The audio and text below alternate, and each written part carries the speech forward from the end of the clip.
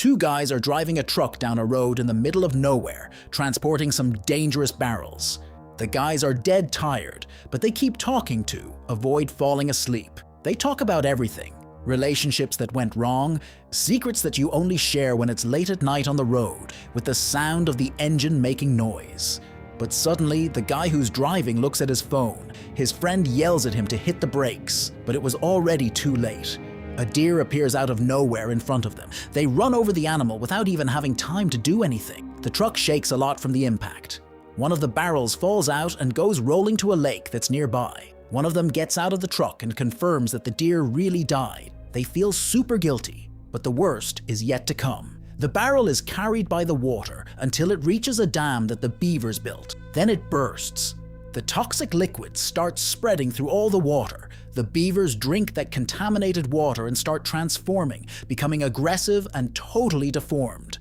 The change is pretty gross and bizarre. In another part of the country, Jen is crying locked in the bathroom of a gas station. She broke up with her boyfriend and feels bad and doesn't want anyone to see her like that. A truck driver rushes in and she leaves kind of embarrassed. Outside, there's Zoe and Mary waiting for her, who are her best friends and planned this trip to help her forget the breakup. They get in the car and make a deal. No looking at phones, no talking about ex-boyfriends, just rest, laughter, and the road. But on the way, Jen can't hold back. She tells them she was cheated on. Zoe and Mary try to cheer her up by saying some supportive words. Between laughter and music at full volume, they arrive in Ashwood, a small town surrounded by nature. But there's something strange lurking in the shadows. Before daybreak, a fisherman is dragged from the dock by a creature that you can barely see properly. All that's left is some strange footprints, the water all disturbed, and a frightening silence. Hey, what would you do if you went for a quiet weekend at a cabin in the middle of nature, and suddenly zombie beavers started attacking you? The movie I'm going to recap is called Zombeavers. It's an American movie that mixes comedy and horror. It's one of the most bizarre and funny movies I've ever seen about zombie animals. That's why I invite you to subscribe to the channel, activate the bell, and leave a like to receive the best recaps. Not knowing the danger, the three arrive at a rustic cabin belonging to Mary's relative. They take the suitcases out of the car with a lot of excitement. Soon after, a neighbor approaches curiously. Mary explains to her that they're going to stay the whole weekend. The lady smiles politely, but her look gets kind of strange before she leaves without saying anything else. When they enter the cabin, they realize the place is quite cozy despite being simple. After that long trip, they drop their bags and start getting comfortable. The place seemed perfect to get away from everything. Jen goes to the bathroom. Even though they promised they weren't going to talk about boyfriends or look at their phones, the temptation is greater. She tries to respond to her ex-boyfriend's messages, still with her head stuck in that recent breakup, but she discovers there's no signal. Irritated that she can't communicate, she goes looking for Mary to comment. Mary, when she finds out that Jen is still talking to her ex, can't hide her disappointment. She feels that all the effort to get her friend out of that toxic environment is being thrown away. Zoe also gets irritated. Finding out there's no signal leaves her even more frustrated.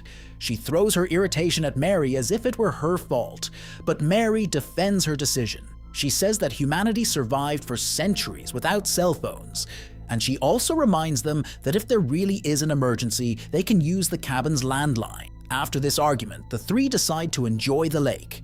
They put on their bikinis and with towels in hand, walk to the water's edge. The weather is perfect. The sun shines on the water and you can hear the birds singing in the background.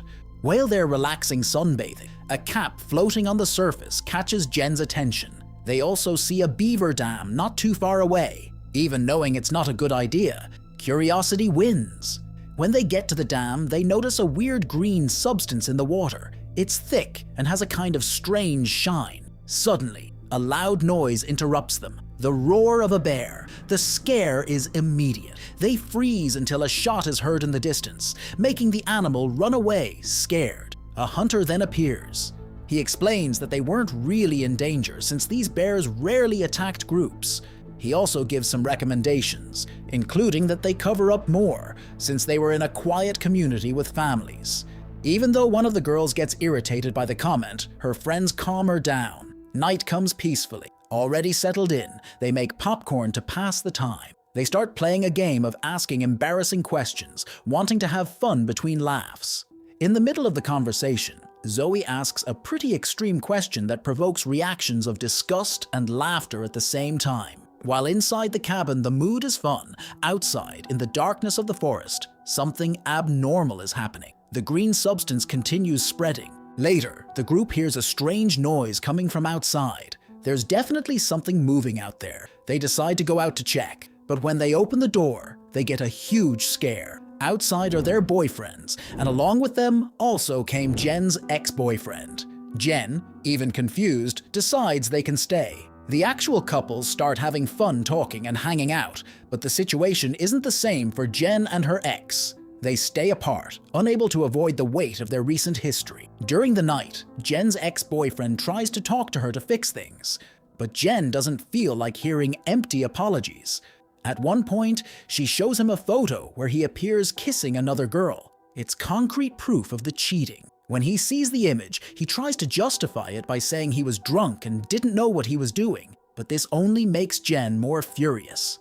Irritated, she walks away from him, but he follows her. He tries to stop her with a kiss out of nowhere and a kind of crazy proposal. He tells her they should join the club, hinting at the intimacy the other couples were already having. Jen, outraged, kicks him in the member. Even saying she misses him, she leaves without wanting to hear anything else. Meanwhile, the other couples continue having fun. Mary says she's worried about Jen. She notices that her friend is acting strange. Jen, irritated, tired, and emotionally loaded, decides she needs a bath to calm down. The moment she opens the shower stall, what she sees leaves her frozen.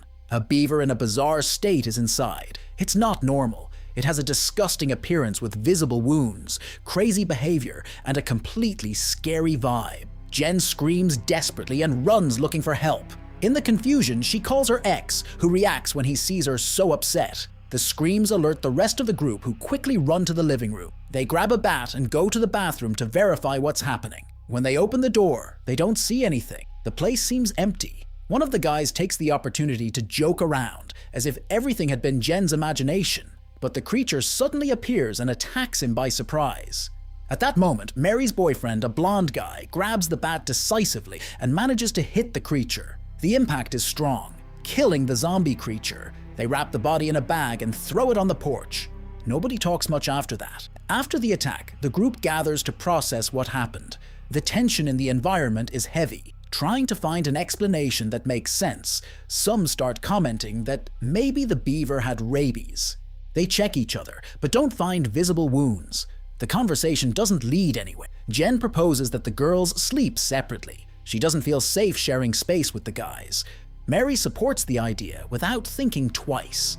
In the middle of the tense mood, one of the boyfriends jokes, saying that if this were the last night, they should have a sensual party. The idea isn't well received.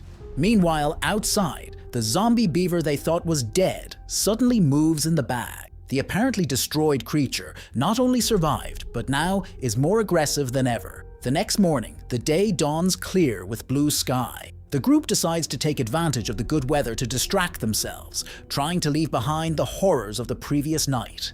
They head out toward the lake, wanting to recover some normalcy. But when they pass by the place where they had left the bag with the beaver, they notice something strange. The bag is empty. Some get nervous, but one of the guys tries to calm them down, suggesting that some wild animal dragged the body away. Even though the explanation isn't very convincing, they decide not to think about it anymore. At the lake, the group relaxes. The sun shines and the water reflects the sky. Jen stays apart from the rest.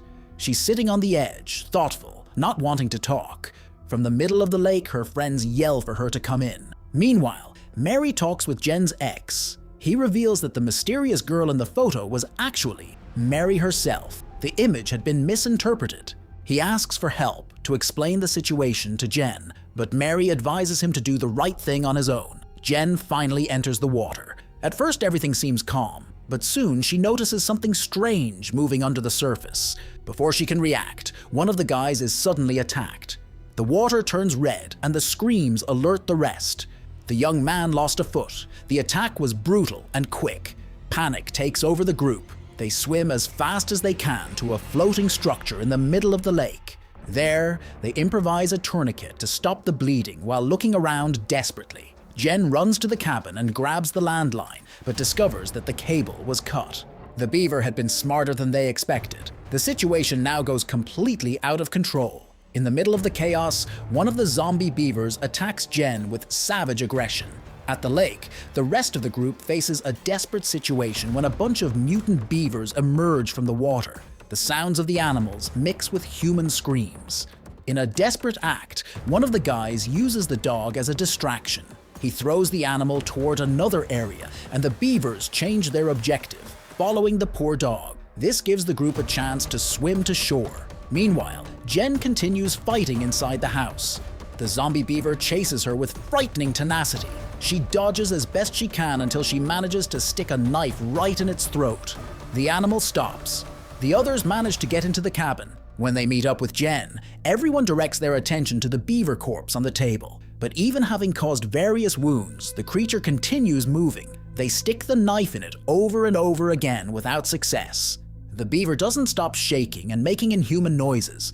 The alarmed group discusses what's happening. They comment that they can't ask for help. Cell phone signal doesn't exist, and the phone cables were cut. They're completely without communication. In the middle of this tension, the dog's owner explodes with rage. She yells that the girl in the photo who caused the whole fight between Jen and her ex is actually Mary. The revelation causes an emotional earthquake. Everyone is surprised and a huge argument breaks out. Jen tries to stay calm. She tells them there are more important things, like the creatures that are trying to kill them. With emotions controlled, one of the guys sticks an object in the beaver and then rips its head off. They throw the remains outside, but when they look through the windows, they notice something frightening. The zombie beavers are gathered waiting. They didn't leave. They seem organized, as if they were planning a definitive attack. They decide they can't stay there. One of the guys is seriously injured. He lost a foot and won't survive without medical attention. They ask Mary for her car keys. The plan is to leave, get to the hospital, and notify the authorities. The group manages to get to the car. Mary, Jen, and her ex-boyfriend watch through the window as the beavers surrounded the cabin. The neighbors hear strange noises, but think it's a party. The woman who earlier greeted the girls suggests to her husband to check it out, but before they can discuss it, a zombie beaver silently enters their house. In the car, the guys run into a fallen tree blocking the way. They suspect it's the beavers' work, but soon they notice a parked pickup truck with tools and weapons. The blonde guy hands an axe to Zoe and decides to walk looking for help while she returns to the vehicle to take care of her injured boyfriend. Not much time passes before Zoe hears a strange noise. She goes out to investigate and comes across a devastating scene. The beavers knock down a tree on the blonde guy, ending his life. Horrified, Zoe is paralyzed, but the hunter appears. With determination, he manages to scare away the beavers and rescue Zoe. Together, they carry the injured boyfriend in the pickup truck and leave looking for help. At the cabin, Mary manages to repel a beaver by shooting at it. During the journey, the hunter tells Zoe about an old epidemic in the 70s, beaver fever. According to him, this virus was dangerous and could be transmitted to humans. Suddenly, the beavers retreat. In the distance, they hear a pickup truck approaching. Zoe, her injured boyfriend, and the hunter arrive. Mary notices the absence of the blonde guy. The group tries to open the door, but the beavers are too close. Zoe and the hunter take the injured guy to a neighboring house. They manage to enter, keeping the beavers away. Inside the house, they find the man's body. The phone cables were also cut. At the cabin, the group finds a book about beavers. They read that they're monogamous. Jen makes a sarcastic comment about infidelity. They continue reading and discover that beavers build tunnels. They're afraid that the creatures will appear from below. At the neighboring house, the hunter finds the woman's body. When he returns, he finds Zoe storing her boyfriend's foot in ice. He explains that putting the foot directly in ice can damage the tissues. Zoe tells him that her boyfriend lost his foot in the afternoon. The hunter mentions that if they get to a hospital in an hour, they can save the foot. But it's night. They're surrounded, and there's no safe path. He proposes leaving the foot aside and cauterizing the stump to seal the wound. At the cabin, Mary wakes up feeling a strange weight. When she opens her eyes, she sees Jen with a pale face, eyes without shine, and big teeth. Jen transforms into a zombie beaver and tries to attack Mary. The ex-boyfriend bursts into the room. He hits zombie Jen and manages to lock her in a room. At the neighboring house, the hunter cauterizes the wound. For a moment, things stabilize, but the young man starts having convulsions. His skin changes, his teeth grow, and he transforms into a zombie beaver. The hunter tries to act, but is attacked. Zoe shoots several times without being able to stop her partner. When she sees she's lost, she flees. Opening the door, she finds another beaver. She runs to another room where the lady had died. The body gets up transformed. Zoe jumps through the window, getting hurt but escaping. At the cabin, Mary and Jen's ex resist. The beavers are digging from below. They decide to take refuge in the bathroom. In a strange moment of adrenaline and fear, Mary asks him to take off his clothes, and they surrender to an impulse of passion. The moment is interrupted when the beavers cause a short circuit by biting the cables, causing a fire. The transformed Jen appears and attacks her ex-boyfriend, biting his member. Mary flees. Zoe appears with the pickup truck breaking through a wall and rescuing Mary. The two get in and take off, but the hunter converted into a zombie appears on the road and causes them to crash. They discover that the whole neighborhood was infected. Even the bear is now a hybrid monster. The pickup truck still works and they continue. Jen appears again, but they run her over. Zoe comments that she never liked Jen. They're forced to stop when the beavers left trees in the road. Mary starts accusing Zoe of being infected. The tension rises until Zoe discovers that the one who was bitten is Mary. Without alternative, Zoe eliminates her. In a last attempt to look for help, Zoe walks down the road all hurt until she sees a car. It's the same drivers from the beginning, but just like the deer, they don't see her in time and run her over, and that's how the movie ends. Zoe tried to escape from everything, but ended up having the same fate as the deer from the beginning. This is that kind of bad movie that's good, you know? And the craziest thing is there's no protagonist in this movie. Everyone dies in the end. What rating would you give this movie? It's bizarre, funny, and full of blood at the same time. If you liked this type of movie and want me to bring more movies like this, comment down below. Don't forget to activate the bell to be notified of new recaps. So, until next time.